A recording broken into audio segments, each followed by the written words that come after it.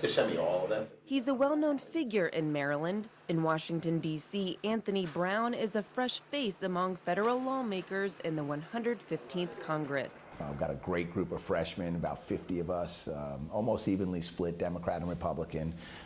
We are committed, at least now, to working on a bipartisan basis on a few issues like maybe workforce training. Brown says his new office is still coming together, but a few of his favorite things are already on display. We're going to put some art up here. Just weeks into his first term representing the 4th District, Brown says it's a steep learning curve that started on day one. The pace is fast. It's a lot faster than it is in Annapolis, although it seems like the pace is faster, but we don't seem to cover as much ground. Like a new kid on campus, he's finding his bearings. I did get lost in the basement of the Library of Congress trying to find my way around.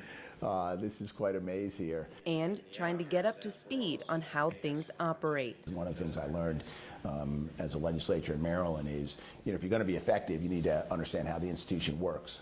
And while there's a steep learning curve, I've got some really good mentors and teachers like Steny Hoyer and Elijah Cummings, Dutch Ruppersberger. So I've been working closely with them. Once part of a supermajority in the state capitol, the Democrat is now part of the minority party in the nation's capital. He says he's working to move the Maryland delegation agenda forward. We have met as a delegation. We have focused on what our federal priorities are, whether it's infrastructure projects, bringing the FBI building to Maryland. The road to Washington wasn't a straight path for the 55-year-old after a devastating defeat in the 2014 race for governor. Sometimes in life, you're going to experience setbacks, and hopefully you'll experience more successes than setbacks, but sometimes you will, and you may even just get knocked down.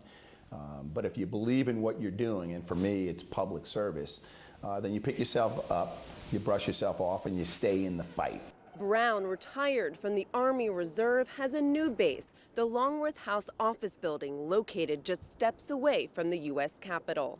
There he serves on the House Armed Services Committee as well as the Natural Resources and House Ethics Committees. Meanwhile, Brown says education and job training are his top priorities. I'm working with my team and looking for co-sponsors to soon introduce a bill that'll strengthen the programs and create more opportunities for career technology education in our public schools.